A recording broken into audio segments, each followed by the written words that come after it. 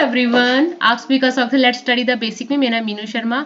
I hope आपको मेरे साथ हिस्ट्री पढ़ते हुए मजा आ रहा होगा। तो अब एक और चैप्टर को हम शुरुआत करते हैं, devotional path to the divine. बहुत ही मेरे दिल के तो बहुत करीब है ये वाला चैप्टर, और आई होप आपको भी ये उतना ही पसंद आएगा जैसे मेरे को पसंद आता है। तो चलिए शुरू करते हैं अपनी वीडियो को।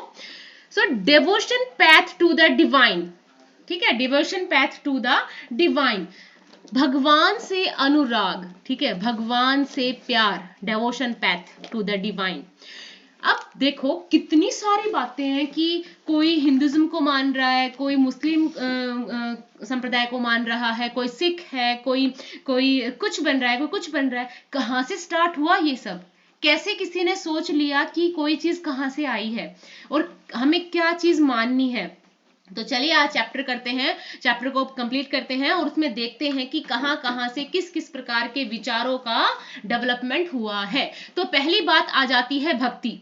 अब भक्ति के बारे में तो आप भी जानते होंगे, अपने किसी भी प्यारे देवी देवताओं के प्रति जो हमारी वर्शिप होती है, जो हमारे रिचुअल होते हैं, उसको हम बेसिकली क्या कहते हैं? भक्ति कहते हैं। कि अब हिंदुइज्म में तो 3 मेन गॉड है, जो है शिवा, विष्णु और दुर्गा। शिवा, विष्णु और दुर्गा, ये सनातन के हिंदुइज्म के 3 इंपॉर्टेंट जो भगवान कहोगे वो हैं, डाइटीज हैं जिनकी वर्शिप होती है। और चाहे कितने भी मंदिर है, उन मंदिरों में जो मूर्तियां दिखती है ना, वो इन्हीं का ही रूप है, ऐसा माना जाता है। You may have seen people perform ritual of worship or singing bhajan, कीर्तन, कव्वाली और even repeating the name of God in silence। अब सबकी भक्ति करने का, अब अपने भगवान को याद करने का अलग अलग तरीका है। कोई भजन गाते हैं, कोई कीर्तन करते हैं, जो सूफी संत है वो कव्वाली गाते हैं। ये एक तरीके की डिवोशन है अपने गॉड के प्रति। कोई चुपचाप शांति में भगवान का नाम लेता है, कोई भगवान से बातें करते करते या भगवान की प्रेयर करते करते रोने लग जाता है। तो ये ये डेवोशन है, ये इंटेंस डेवोशन है लोगों का अपने गॉड के प्रति। Such intense devotion or love of God is the legacy of various kind of bhakti Sufi movement that have evolved since 8th century। अब जो हम ये सब धर्म, ये भजन कीर्तन, इन सब से जितने जुड़े हैं, कोई किसी ने जैन धर्म अपनाया, किसी ने बौद्ध धर्म अपनाया, कोई सनातनी बना, कोई हिंदुइज्म, कोई बुद्धिज्म बना, वो क्यों कैसे बना? वो एक पूरा मूवमेंट रहा भक्ति आंदोलन का, सूफी मूवमेंट का। ये एक मूवमेंट रहे, बहुत सारे मूवमेंट हुए, ठीक है। कब हुए? ये 8th सेंचुरी में। तो 8वीं शताब्दी में भक्ति का, सूफी का ये कैसा मूवमेंट चला। जैसे हमारे ये और मूवमेंट थे ना, कि क्विट द मूवमेंट था, जो अंग्रेजों से छुटकारा पाने के लिए जितने भी मूवमेंट चलाए गए, ऐसे ही उस टाइम लोगों के नए नए विचार इवॉल्व हो रहे थे। तो 8th सेंचुरी में भक्ति सूफी मूवमेंट चले और लोग इस नई धारा में बहते चले गए।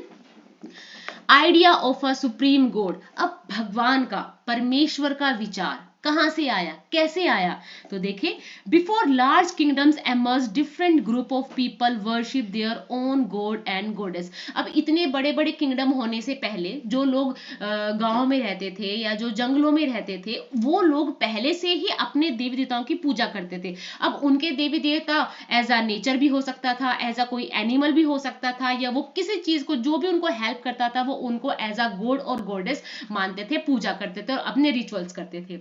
अब जैसे जैसे नए नए टाउन्स आए, ट्रेड हुआ, एम्पायर्स बड़े बड़े आए, तो लोगों ने अपने आइडियाज एक दूसरे के साथ कन्वे करना स्टार्ट कर दिया।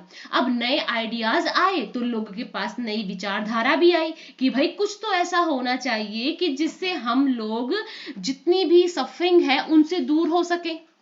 कुछ तो ऐसा विश्वास, कोई शक्ति की प्रार्थना ऐसा होना चाहिए जिससे हम अपने दुख दर्दों को थोड़ा कम कर सके, या हमें एक स्ट्रेंथ मिले ताकि हम अपने जीवन को और सरलता से जी सके, ठीक है। The idea that all living things pass through countless cycle of birth, rebirth, performing good deed and bad came to be widely accepted। अब ये माना जाता था, सभी लोग ये मानते थे कि जो भी हम बार बार जन्म लेते हैं, जितने भी हम जन्म लेते हैं, बार बार जन्म लेते हैं, और जितने भी जन्म हमें मिलते हैं, ये हमारे अच्छे बुरे कर्मों का फल है। और जो मानव का जन्म है, जो ऐसा हम ह्यूमन बीइंग पैदा होते हैं, उसको तो ये बहुत उत्तम मानते थे कि जितने भी क्रिएचर हैं इस वर्ल्ड में, उनमें से सबसे बुद्धिमान तो इंसान है, क्योंकि उसको पता है क्या अच्छा है क्या बुरा है। वो अपने जीवन को साकार भी कर सकता है और उसको बर्बाद भी कर सकता है। तो ह्यूमन जो लाइफ है उसको तो बहुत अच्छा माना जाता था। और कोई अगर छोटी मोटी जो बर्थ ले रहा है तो उसको कहते हैं ये इसके अच्छे और बुरे कर्मों का फल है।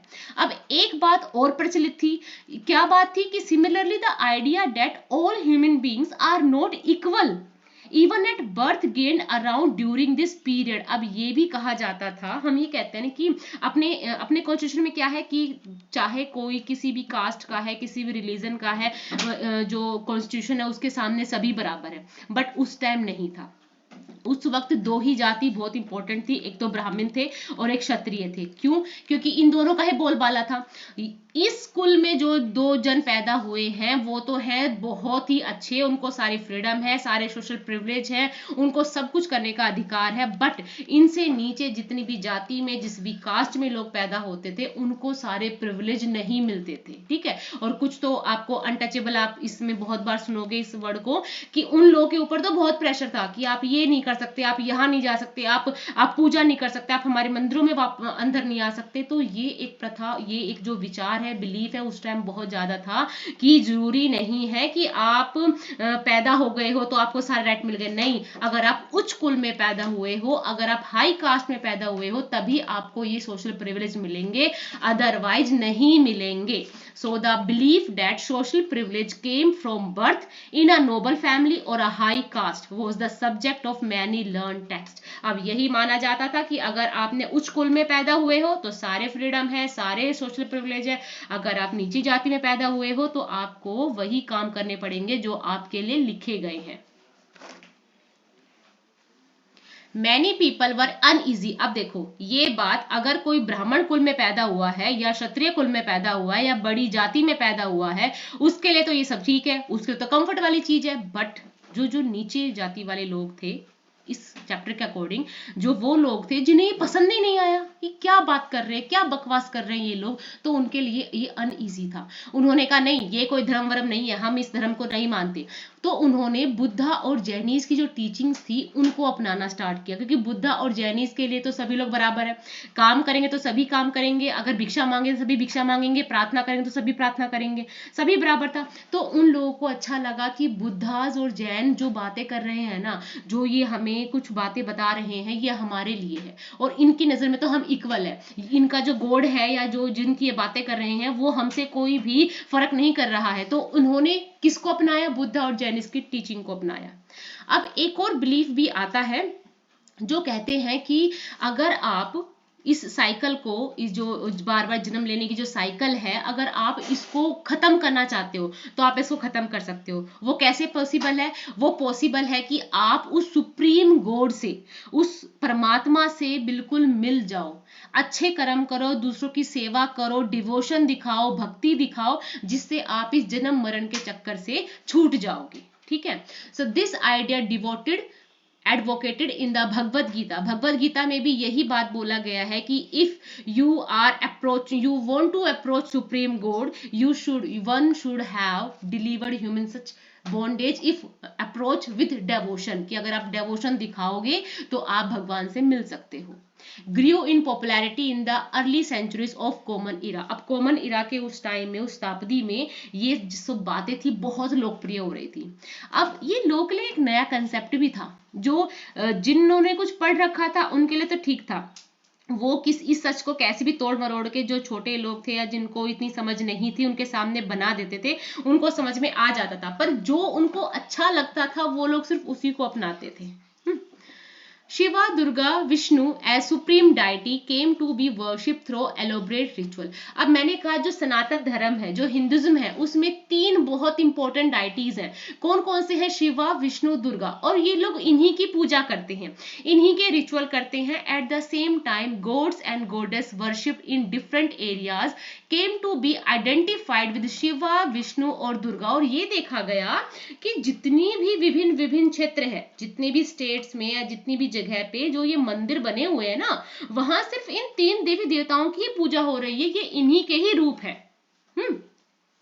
In the process, local myths, legends became a part of the Puranic stories and method of worship recommended in the Purans were introduced into the local cult. अब क्या होता है, बहुत सारे किस्से कहानियां, बहुत सारी कथाएं अब इन चीजों का अंग बन जाते हैं। और ये सब पुराणों में बहुत सारी कथाएं हैं। अगर आपको कभी मौका मिले या आपके घर के आसपास कोई पुराण पढ़ रहा हो तो आप कभी देखिएगा, सर्च कीजिएगा, पुराणों में बहुत सारी कथाएं हैं जो इन देव देवताओं से जुड़े हुए हैं, किसी राजा महाराज से जुड़े हुए हैं कि उसने कैसे भगवान की पूजा की, कैसे उसने अपने जीवन को सफल बनाया, ऐसा पुराण में वर्णित है।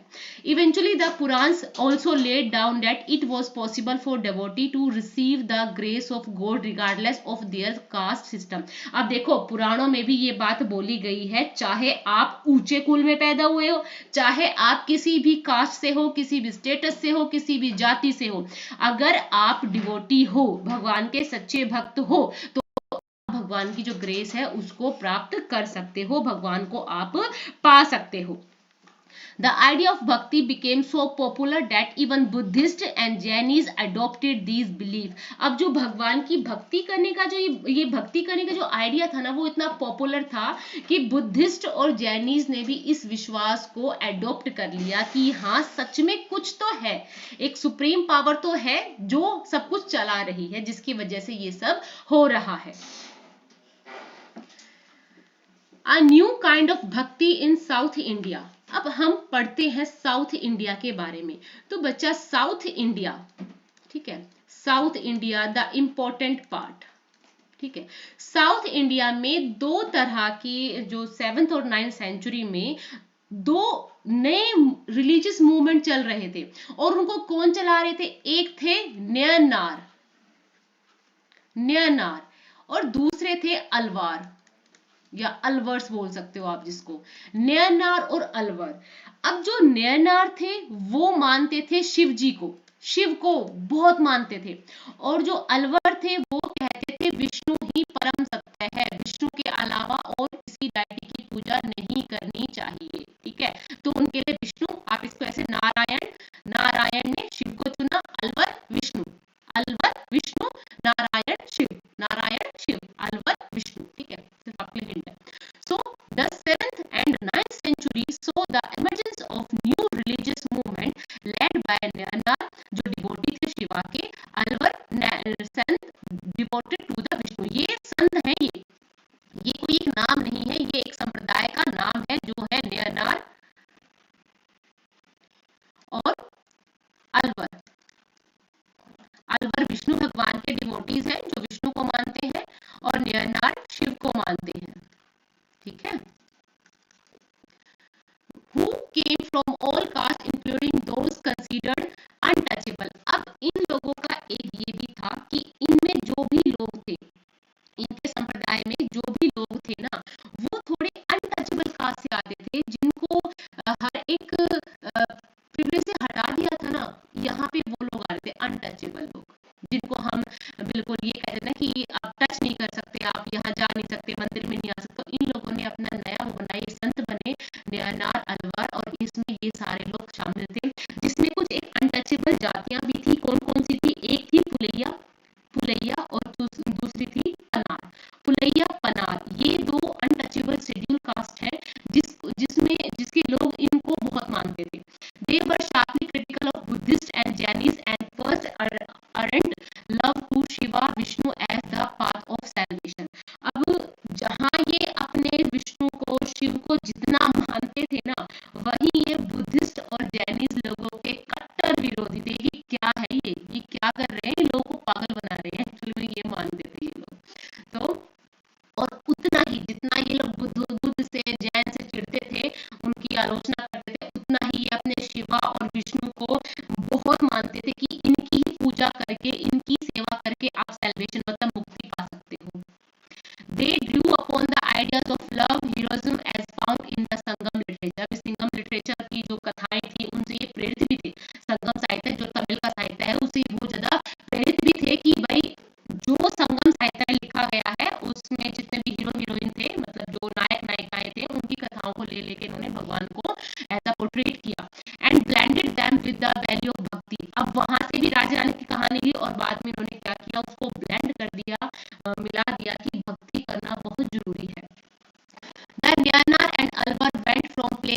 is composing exquisite poem in praise of the deities ancient in the villages they visited and set them to music. अब इनकी एक बहुत बड़ी अच्छी बात थी कि ये क्या थे, ये रुकते नहीं थे। आपने देखा होगा एक काफिला चलता है कि कुछ जो संत हैं, जो सेज हैं, वो गाते हुए चलते जा रहे हैं गांव में, टाउन में। आपने अभी भी देखा होगा बहुत सारे ऐसे संत हैं जो गाते हुए अपने साथ कुछ म्यूजिकल इंस्ट्रूमेंट रखते हैं, गाते बजाते हुए चलते हैं, ठीक है। तो ये ऐसे ऐसे संत थे अलवर और नैनार कि ये लोग कुछ कुछ गाते हुए चलते थे। जिस गांव में पहुंचते थे वहां के देवी देवताओं के ऊपर बहुत अच्छे अच्छे सुंदर सुंदर भजन गा देते थे। लोग इनसे बहुत खुश हो जाते थे, खाना पीने का जो भी काम था इनका कर देते थे।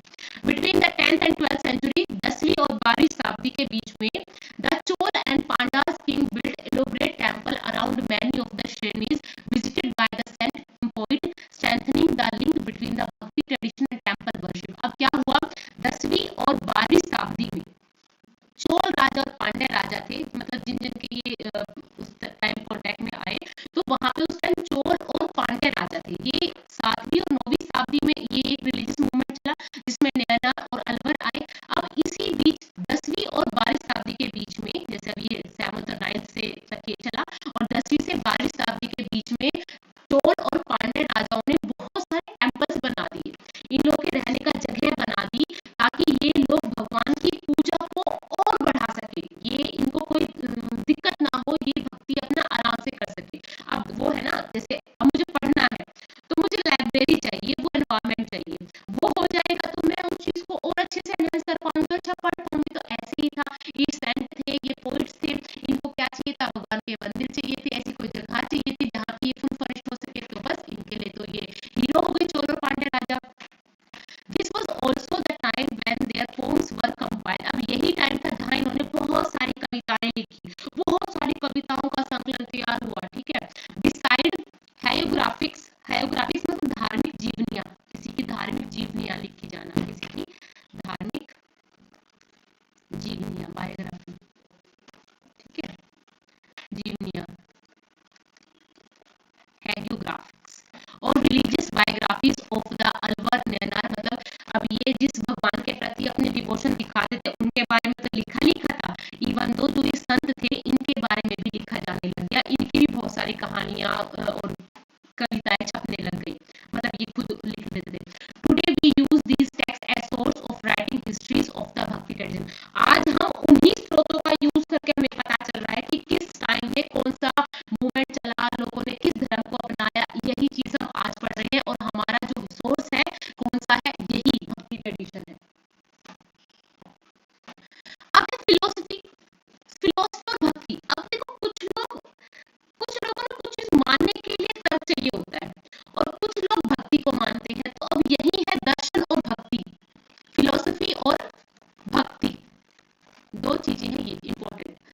Shankara, one of the most influential philosopher of India. Shankaracharya आपने पढ़ा भी होगा कि आपको कई बार स्कूल में भी बताया जाता है शंकराचार्य शंकराचार्य।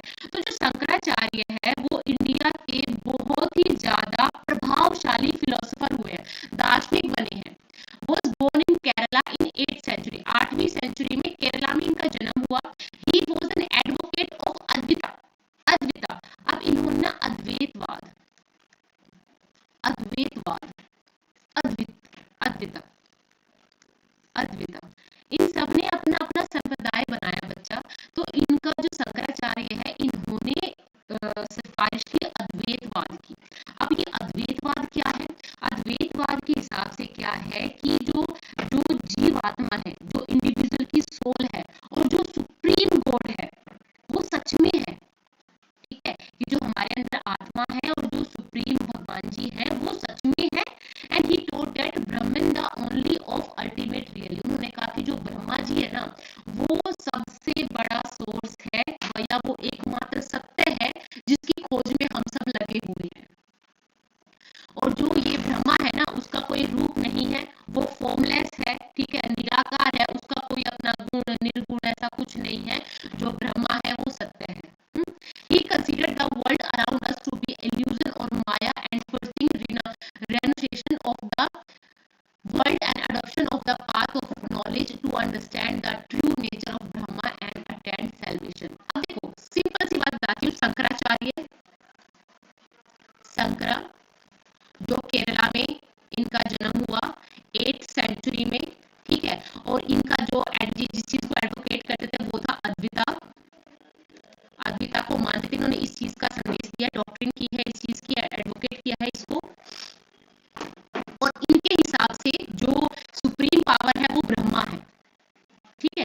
जो सुप्रीम पावर है वो ब्रह्मा है और ये उसी को मानते हैं। हमारे आसपास जितनी भी चीजें हैं वो सब इल्यूजन है, माया है। जो ये हमारे रिश्ते नाते हैं या जो हम जितने मेटरिस्टिक अपने लिए अपनाते हैं वो सब हमें भगवान से दूर कर रही है, उस शक्ति से दूर कर रही है। सिर्फ इनका ये था, ठीक है। और हमारा अंत में हमारा यही है कि हमें भगवान की प्रकृति को समझना चाहिए, हमें सही से काम करना चाहिए, उस भगवान को पाने की कोशिश करनी चाहिए ताकि हमको मोक्ष मिले। ये सब सैल्वेशन के पीछे पड़े हुए थे, इनको सबको मोक्ष चाहिए था ताकि हमारा दोबारा जन्म ना हो। मोक्ष का मतलब यही होता है कि दोबारा जन्म मरण के चक्कर में ना पड़ना पड़े। अब एक होते हैं रामानुजन, ठीक है। रामानुज जो तमिलनाडु में थे 11वीं शताब्दी में, यहाँ पे आ जाते हैं रामानुज जो तमिलनाडु में इनका जन्म होता है, ठीक है। अब ये भी एक किसी बात की का एडवोकेट करते हैं। अब ये किस चीज की एडवोकेट करते हैं? ये एडवोकेट करते हैं भाई, किसकी करते हैं? विशिष्टवाद की, विशिष्टवादिता। अब इनका अलग है, विशिष्ट अद्वितीय, विशिष्ट अद्वितीय। ये अद्वितीय, ये विशिष्ट अद्वितीय, मतलब तुम्हारा अद्वितीय है तो मेरा विशिष्ट है, विशिष्ट अद्वितीय। बस ऐसे खेल में याद कर लो इस चीज को। सो Ramanujan born in Tamil Nadu in the 11th century was deeply influenced by the Alwar जो विष्णु को मानते थे। According to him, the best means of attaining salvation was through intense devotion of Vishnu। अब ये यहाँ ये ब्रह्मा को मान रहे हैं जो सुप्रीम पावर है, ये कह रहे हैं जो विष्णु है वो इंटेंस है, वो सिर्फ वही है जो हमारा कल्याण कर सकते हैं, ठीक है। और ये कहते हैं कि Vishnu is his grace help devoted to attain the bliss of union with him. जब हम विष्णु में मिल जाएंगे तो हम उनका जो ग्रेस है वो पा लेंगे। ये विष्णु की जो पूजा है उसको मानते थे। तो बस आप इतना समझो, जो शंकराचार्य है 8th सेंचुरी में केरला में पैदा हुआ, इन्होंने किस चीज की एडवोकेट की? अद्विता की। तो ये ब्रह्मा को मानते थे और उन्होंने कौन सा दिया? अद्विता, ठीक है। रामानुजन तमिलनाडु में हुए थे, ये विष्णु को मानते थे, ठीक है। विष्णु भक्त अलवर से ज्यादा प्रेरित थे और ये किसको मानते? विशिष्ट अद्वितीय, विशिष्ट अद्वितीय। Ramanujan doctrine greatly inspired the new standard of bhakti which devoted in North India subsequently. आज जो हम नॉर्थ इंडिया में देखते हैं कि विष्णु भगवान को बहुत मानते हैं, कृष्ण जी को बहुत मानते हैं, तो ये इन्हीं का दिया हुआ एक आइडियोलॉजी है। अब है बसवना विश्व वीर शैविज्म। वीर शैविज्म, ये थोड़े से डिफिकल्ट से नाम है, वीर शैविज्म, ठीक है। बसवन्ना's वीर Shaivism. We noted earlier the connection between the Tamil Bhakti movement and temple worship। हमने पीछे तमिल भक्ति देख लिया, टेम्पल बनने थे, चोर राजा बनवाया, वो भी देख लिया। This is turn led to a reaction that the best represented in the Vishishtha movement initiated by Basavana and his companion like अलमा प्रभु। अब ये एक नाम है विश्वना, जिन्होंने एक नया मूवमेंट चलाया, वीर क्या है ये? वीर शिवा इन्होंने एक नया मूवमेंट चलाया, किसने? बसवन्ना ने। और उनके साथ कौन कौन थे? अलमा प्रभु और अलकम महादेवी। अलकमा प्रभु और Allama Mahadevi. This movement began in Karnataka में हुआ in the mid 12th century। The Veera Shaivacharya argued strongly for the equality of human beings against Brahminical ideas about caste and the treatment of women. They were also against all forms of ritual and idol worship। अब यहाँ सुनो, एक नया movement होता है जिसको कहा जा रहा है वीर शैविज्म। वीर शैविज्म एक नया मूवमेंट होता है। मैं एक बार इसको रीड कर देती हूँ, फिर आपको और अच्छे से समझाती हूँ। देखो, एक नया मूवमेंट, यहाँ आपने देखा शंकराचार्य रामानुजन के बारे में। अब देखो, एक नया एक मूवमेंट होता है मिड 12th century, ठीक है।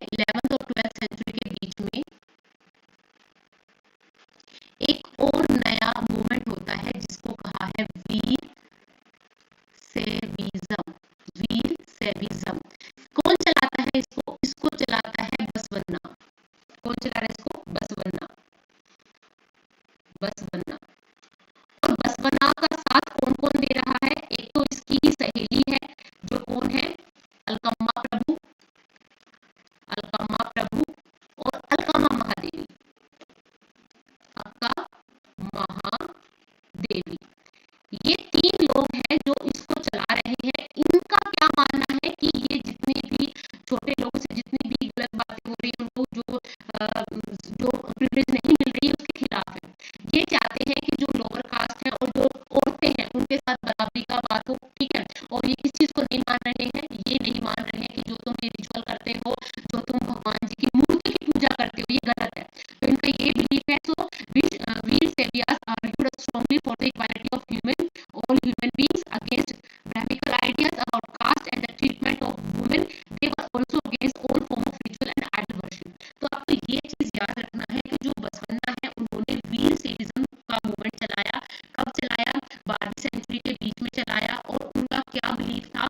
उनका बिलीफ था कि आप औरतों के साथ और जो भी और अदर कास्ट है उनके साथ अच्छे से बिहेव करो, और जो रिचुअल आप करते हो सब बकवास है, जो ये आप मूर्ति पूजा करते हो ये भी बंद करो, ठीक है। तो इनका ये मानना था।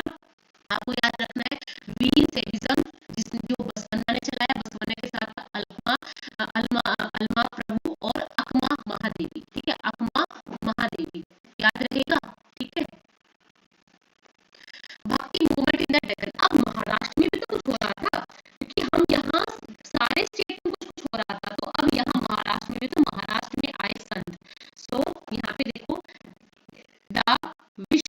वैष्णव poet saint of Maharashtra such as Jnaneshwar, Namdev, Eknath, Tukaram. अब यहाँ इनके बारे में पढ़ेंगे।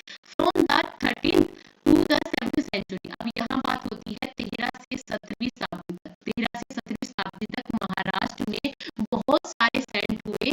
अब वो सेंट मराठी में गाते थे ताकि लोग उनसे इंस्पायर हो। वो मतलब किसी और ऐसी लैंग्वेज में ना करके कि जो लोगों समझ में ना आए, उन्होंने कहा कि अपनी जो लैंग्वेज है हम उसमें ही गाते हैं, उसमें भगवान की पूजा करते हैं। तो कुछ कॉमन थे जो थे ज्ञानेश्वर, नामदेव, एकनाथ, तुकाराम, और वुमेन भी थी उसमें शकुबाई और फैमिली ऑफ, ये एक होते चोखा मेला। चोखा मेला का परिवार था। चोखा मेला का परिवार था जो अनटचेबल महान कास्ट था। ये लोग संत थे, ठीक है। ये लोग संत थे और ये लोग मराठी में ही अपने सॉन्ग्स गाते थे ताकि लोग इनसे इंस्पायर हो। दिस रिलीजन ट्रेडिशन ऑफ भक्ति फोकस्ड ऑन द विठल। अब ये विठल के भक्त थे। विठल के भक्त थे जो पढ़रपुर में इनका टेम्पल है विठल जी का। As well as on the notion of a personal good god residing in the heart of all people. अब ये क्या करते थे, ये अपनी ऐसी सी बातें करते थे कि जो और जो लोग इनकी बातें सुनते थे ना वो गदगद हो जाते थे। तो हमने देखा कि दक्कन में 13वीं से 17वीं शताब्दी तक 13 to 17th सेंचुरी में महाराष्ट्र में कुछ सेंट पॉइंट हुए जो किस लैंग्वेज में गाते थे? मराठी में ही गाते थे। मराठी में ही गाते थे। इनमें बहुत सारे लोग हुए। ये किसको मानते थे? ये विठल स्वामी जी को मानते थे। विठल स्वामी जी को मानते हो। विठल स्वामी जी का मंदिर कहाँ था? इनका टेम्पल था पंढरपुर में इनका टेम्पल था विठल स्वामी जी का। और जो ये अपनी बातों से लोगों को बहुत प्रभावित करते थे, ठीक है। These saint poet rejected all form of religion, outward display of piety, social difference based on birth। अब इनका यही मानना था कि भाई को भगवान के जो हमें पूजा करनी है ना, अगर उनको पाना है तो हमें ये सब रिचुअल करने की, ऐसा कुछ करने की जरूरत नहीं है। हम सिर्फ अगर सच्चे दिल से को याद करें, हम एक दूसरे की जो भी परेशान है उनकी हेल्प करें, हमें प्रभु भक्ति मिल जाएगी, हमें प्रभु का साथ मिल जाएगा। A new humanist ideas emerged as they insist on bhakti, lay in sharing others' pain। अब इनका यही मानना था कि जैसे अगर आप हो ना और आपने देखा कोई दर्द में है, कोई तकलीफ में, अगर आपने उसकी हेल्प कर दी तो समझ लो आपने भगवान जी की हेल्प कर दी। As a famous Gujarati saint Narsinh Mehta एक गुजराती फेमस सेंट है। वो कहते हैं they are Vaishnava who understand the pain of other. अब ये कहते हैं कि वैष्णव जनते तेने कहिए पीर पराई जाने दे, कि विष्णु संत वही है जो दूसरों के दुख दर्द को समझ सकते हैं। तो कितना अच्छा सोशल मैसेज था इनका कि जो ह्यूमन बींग्स की हेल्प करते हैं, जो जितने भी लोग हैं परेशान हैं उनकी हेल्प करते हैं, तो वो विष्णु भक्त हैं, वो भगवान जी को पालेंगे। तो देखा दक्कन में महाराष्ट्र में 13वीं से 17वीं शताब्दी तक कुछ सेंट हुए जो मराठी भाषा में ही अपनी सारी पोइट देते थे। उनके नाम थे ज्ञानेश्वर, नामदेव, एकनाथ, तुकाराम, सुखलाबाई और चोखा मेला अनटचेबल महान पंडित थे। और ये विठल स्वामी जी को मानते थे और इनका जो मंदिर था वो कहाँ था? पंढरपुर में था, ठीक है।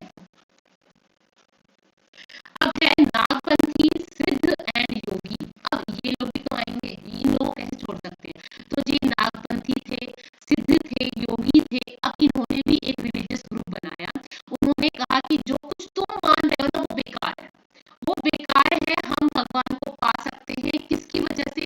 सो among them were the Nathpanthi Siddhacharyas yogis, they advocate renunciations of the word, renunciations of word, they to them the path of salvation lay in the meditation. ये मानते थे मेडिटेशन, मेडिटेशन को मानते थे, योगा को मानते थे। ये कहते थे कि जो ब्रीथिंग एक्सरसाइज करके मेडिटेशन करके अपने शरीर को थोड़ा सा परेशान करके हम भगवान को पा सकते थे। And these groups became partially popular among low caste. अब जितने भी जो लो कास्ट के लोग थे ना, पता है क्या ये था, जो नीचे जाति के उस टाइम के लोग थे, जो लो कास्ट के जो लोग थे, वो लोग इन लोग से ज्यादा इंस्पायर हो जाते थे, क्योंकि ये लोग उनके साथ बैठ के खा लेते थे, बात करते थे, उनसे पूछते थे, उनके दुख दर्दों को सुनते थे। तो जो जिन लोगों को इनका साथ मिलेगा तो वो इनको ही मानेंगे। तो जो लोअर कास्ट थे उन्होंने इनका वेलकम किया। They criticism of conventional religion created the ground for devotional religion to become a popular force in northern India. अब नॉर्दर्न इंडिया में इनके जितने भी विचार थे ना वो बहुत ज्यादा पॉपुलर हो गए कि हाँ योगा करके, ब्रीथिंग एक्सरसाइज करके, मेडिटेशन करके, अब सुबह सुबह जल्दी 4 बजे उठ के से नहा लिए, पूजा कर ली, पाठ कर लिया, भजन कर लिया। तो ये लोग इनसे जो लोअर कास्ट के लोग थे वो बहुत ज्यादा इससे प्रेरित हो गए और नॉर्दर्न इंडिया में तो ये बहुत ज्यादा पॉपुलर हो गए। इस्लाम सूफीज्म, अब इस्लाम के बारे में पढ़ते हैं कि इस्लाम कैसे डेवलपमेंट में आया। So saint had much in common with the Sufi. अब सूफी और संत एक जैसे हैं, है ना, क्योंकि सूफी लोग भी वन यात्रा घूमते फिरते हैं, गाते हैं और भगवान जी को मानते हैं, एक्चुअली अपने अल्लाह को मानते हैं, एक ही अल्लाह को मानते हैं, वो उनके अलावा और कोई नहीं है, वो सिर्फ अल्लाह को मानते हैं। सूफी वर मुस्लिम mystics. They rejected outward religions and emphasized love and devotion to God and compassion towards all fellow human beings. अब देखो, सूफी और मुस्लिम ये दो अलग है, इस्लाम और जो सूफी है वो अलग अलग है। इस्लाम के जो नियम है भाई वो बहुत डिफिकल्ट है इसके अकॉर्डिंग, इनके अकॉर्डिंग जो इस्लामी जो थ्योरी है ना, जो आइडियोलॉजी बहुत डिफरेंट है भाई, बहुत सारी बातें मनवाते हैं। बट जो सूफी थे उनका सिर्फ एक काम था, भगवान का, अपने अल्लाह का नाम लेके और उसके प्यार, जैसे प्रेमी अपने प्रेमिका के प्यार में पूरा पागल हो जाता है, उसी हिसाब से इनका था कि भाई हम सिर्फ किसको मानते हैं, एक अल्लाह को मानते हैं और उसके लिए हमें कोई भी रिचुअल, किसी प्रकार के आडंबर करने की आवश्यकता नहीं है। इस्लाम प्रोपेगेटेड स्ट्रिक्ट मोनेटिज्म और सबमिशंस टू वन गॉड। अब इस्लाम के पास ना बहुत सारे मतलब ये था कि ये मानना है, ये नहीं मानना, ऐसे करना है, वैसे नहीं करना है, तो इस्लाम में कुछ फाउंडेशंस थी। So in the 8th and 9th centuries religious scholar developed different aspect of the holy law and theology of Islam, while the religion of Islam gradually became more complex. अब धीरे धीरे इस्लाम बहुत कॉम्प्लेक्स हो गया। Sufi provide it with an additional dimension that favored a more personal devotion to God. अब सूफी लोगों ने दूसरा ही मत अपना लिया कि एक भगवान है, एक डेवोशन है, उसके प्रति डेवोशन दिखाओ, कुछ भी ऐसे रिचुअल या कुछ ऐसे करने की जरूरत नहीं है, ठीक है। So they sought union with God much as lover seek his beloved with a regard for the world. Like the saint poet Sufis to compose poem, उन्होंने बहुत सारी पोम लिखी, क्योंकि सूफी आपने देखा होगा ना कि हमने अपने बॉलीवुड में सूफी गाने भी सुने हैं, ठीक है। तो ऐसा ही कुछ मान लो कि ये सूफी लोग हैं और ये भगवान की पूजा पाठ ऐसे कर रहे हैं, देखो ये कितने मस्त हैं, अपने अल्लाह को मान रहे हैं। Among the great Sufi of Central Asia were गजाली, रूमी, सादी। ये कुछ नाम है, गजाली, रूमी, सादी, ये ग्रेट सूफी संत हैं उस टाइम के। Like the Nagpanthi, Siddhartha and yogis are Sufi to believe that the heart can be trained to look at the world in a different way, कि हम अपने आप को, अपने दिल को क्या कर सकते हैं, ट्रेन कर सकते हैं एक दूसरे पर्सपेक्टिव से देखने के लिए, कि आप पॉजिटिव देखो, नेगेटिव एस्पेक्ट को मत देखो। Thus emerged the सिलसिलास। अब इनके सिलसिला होते, जैसे कारवा, टांडा, ये सब पढ़ा ना आपने, ऐसे इनके सिलसिले होते थे, ऐसे बहुत सारे सिलसिले हुए। A spiritual genealogy of a Sufi teachers, each following a slightly different method of instructions and ritual practice. अब ये लोग भी ना अलग अलग तरीका अपनाते थे, मतलब सिलसिले हुए, सिलसिले मतलब अलग अलग ग्रुप्स हुए, ठीक है, और ये अपने अलग अलग निर्देश, अलग अलग धार्मिक क्रियाओं को मानते थे, थोड़ा थोड़ा सबका अपना तरीका अलग था। हमने कश्मीर में भी देखे हैं। So in the Kashmir the Rishi order of Sufism furnished in the 15th century 16th century, Kashmir में 15 से 16 शताब्दी में सूफिज्म बहुत ज्यादा फैला। Shrines dedicated to Rishi saint can be found in the many part of Kashmir. Kashmir भी आपको बहुत सारी ऐसी जो जो शेख है नुरुद्दीन वली शेख नुरुद्दीन वली, और ऐसा नंद ऋषि, इनके बारे में आपको इनकी बहुत सारी आपको किताब मिल जाएंगी पढ़ने के लिए, और बहुत सारे आपको यहाँ पे मज़ारे भी मिल जाएंगी इनकी बनी हुई। ठीक है। A large number of Sufis from Central Asia settled in Hindustan from the 11th century। 11वीं शताब्दी में बहुत सारे जो सूफी संत थे वो आ गए हिंदुस्तान में। ठीक है, उनको हिंदुस्तान बड़ा सुटेबल जगह मिली, हिंदुस्तान में आ गए। This process was strengthened with the establishment of the Delhi Sultanate, और ये उस टाइम आए जब दिल्ली सल्तनत का जो टाइम था वो था, जब दिल्ली सल्तनत का टाइम था ना, तब ये लोग उस टाइम आए थे। और मैंने कहा कि जो इनका ग्रुप है उसको सिलसिला कहा जाता है, तो द चिश्ती सिलसिला बहुत ज्यादा मोस्ट पॉपुलर हुआ उस टाइम। चिश्ती सिलसिले के जितने भी सूफी संत थे वो बहुत अच्छे कव्वाली गाते थे। ठीक है, सूफियाना का उनका बहुत शायराना अंदाज था, उनका बहुत ज्यादा वो बहुत फेमस हुए Chishti Silsila. It had a long line of teachers like Khwaja Muinuddin Chishti जो अजमेर से है, कुतुबुद्दीन बख्तियार काकी दिल्ली में है, बाबा फरीद जो पंजाब में है, ख्वाजा निजामुद्दीन औलिया ऑफ दिल्ली, एंड बंदा नवाज औलिया, निजामुद्दीन औलिया, और एक ये है गुलबर्ग के बलवान गिसदुराज। ठीक है, गुलबर्ग के ये बहुत इंपॉर्टेंट पीसेस को याद करिएगा, यहाँ से लेकर यहाँ तक कि वन लाइनर में पूछा जा सकता है बाबा फरीद कहाँ के हैं, ये इंपॉर्टेंट है बच्चा, थोड़ा सा बड़ी क्लास में बाद में इनसे बहुत सारे क्वेश्चंस आते हैं। So the Sufi masters held their assemblies in the khanqahs. अब इनके ना हॉस्पाइसेस होते थे, ऐसे ऐसे खानका होते थे, इनके घर होते थे, ऐसे घर कह लो या कोई बैठक कह लो, ऐसे इनके खानकास होते थे जिनको बोल रहे हैं हॉस्पाइसेस। ठीक है, अब यहाँ पे कुछ लोग इनको समझते ही जादू करते हैं, कुछ चमत्कार है इनके पास, मतलब कुछ भभूति या कुछ देते थे, ये समझते ही चमत्कार है, और हम अगर इनको अपनी कोई प्रॉब्लम बताएंगे तो ये सोल्व कर देंगे, कुछ ऐसा उस टाइम का आइडियोलॉजी थी। ठीक है, तो ये कहते हैं कि जो खानकाज है ये क्या करते हैं, कुछ ऐसा जड़ी बूटी देते हैं या कुछ ऐसा मैजिक करते हैं कि जो हमारे दुख और तकलीफ है वो खत्म हो जाते हैं। They discuss spiritual matters, sought the blessing of the saint in solving their worldly problem, और simply attend the music and dance session. Often people attributed Sufi master with miraculous power, कहते हैं कि इनके अंदर कुछ तो पावर है, जादुई पावर है इनके बीच में, that could relieve other to their illness and trouble, एक दूसरे को बीमारियों से उनकी ट्रबल से छुटकारा दिलवा देते। द टॉम और दरगाह of a Sufi saint became a place of pilgrimage of which thousands of people of all faith। अभी ये लोग ना यहाँ पे इनकी बहुत सारी दरगाहें होती थी, लोग इनको मानते भी थे, अपनी जो मन्नतें हैं वो पूरी करने भी आते थे, अपनी जो प्रॉब्लम्स हैं वो सॉल्व करने भी यहाँ आते थे। तो ये पूरा इनके बारे में है। आई होप आपको बड़ा मजा आया होगा पढ़ के, मुझे बहुत अच्छा लगा आपके साथ। तो चलिए अब रैप अप करते हैं, आधा पार्ट आपको इसका पार्ट दूसरी जगह मिलेगा, दूसरे चैप्टर मिलेगा। तो चलिए